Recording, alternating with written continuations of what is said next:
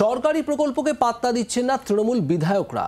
বাংলাকে আরও সবুজ করতে বিধায়কদের বৃক্ষরোপণের নির্দেশ দিয়েছেন মুখ্যমন্ত্রী, কিন্তু তাতে অনীহা দলেরই বিধায়কদের। বন দপ্তরে দেওয়া গাছ নিয়েছেন মাত্র 5 বিধায়ক। যেভাবে গরম বাড়ছে, ইতিহাসে 70-80 বছর এরকম গরম পড়েনি এপ্রিল মাসে, আমরা সবাই জানি।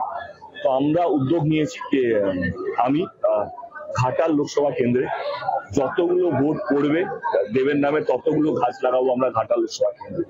লোকসভা ভোটের আগে ঘাটালের সাংসদ দেব প্রতিশ্রুতি দিয়েছিলেন যত ভোট পাবেন তত গাছ লাগাবেন। ভোটে জিতে ঘাটালকে সবুজ করার সেই কর্মসূচি পালনও করেন তিনি।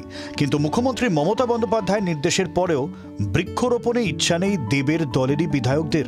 সেই তথ্য তুলে ধরছে পরিসংখ্যানই। 14 জুলাই থেকে 20 জুলাই পর্যন্ত পালিত হয়েছে অরণ্য সপ্তাহ। 294 জন বিধায়কের মধ্যে বন দফতরের দেওয়া গাছের চারা নিয়েছেন মাত্র 5 জন।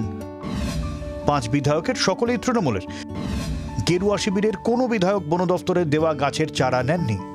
বিষয়টি নিয়ে উষ্মা প্রকাশ করেছেন রাজ্যের বনমন্ত্রী বীরবাহা হাঁসদা। গত বছর আমার অভিজ্ঞতা ছিল যে সমস্ত বিধায়করা কিন্তু গাছ নেয়নি, যার ফলে অনেক গাছ আমাদের নষ্ট হয়েছে। আমাদের বন বিভাগের তরফ থেকে অনেক কষ্ট করে গাছ আমরা চারা বানাই। তো সেই জায়গা থেকে এখন যেটা সিদ্ধান্ত হয়েছে, যেসব এমএলএরা আমাদেরকে চিঠি করে জানাবেন তারা গাছ নিতে চান, আমরা তাদেরকেই দেব। আমি বিধায়কদের কথা বললাম, 5 জন মন্ত্রীরাও আছেন। আমি যেটা জানলাম, জ্যোৎস্না মান্ডি নিয়েছেন, পুলক দা নিয়েছেন। উত্তরোত্তর গরম বাড়ছে দূষণ, নষ্ট হচ্ছে সবুজও। এই পরিস্থিতিতে পরিবেশ বাঁচাতে বৃক্ষরোপণের নির্দেশ দিয়েছিলেন মুখ্যমন্ত্রী, কিন্তু সেই কর্মসূচিতে আগ্রহ নেই বেশিরভাগেরই। প্রবীর চক্রবর্তীর রিপোর্ট, জি 24 ঘন্টা। বাংলার আওয়াজ, বাঙালির আবেগ, জি 24 ঘন্টা।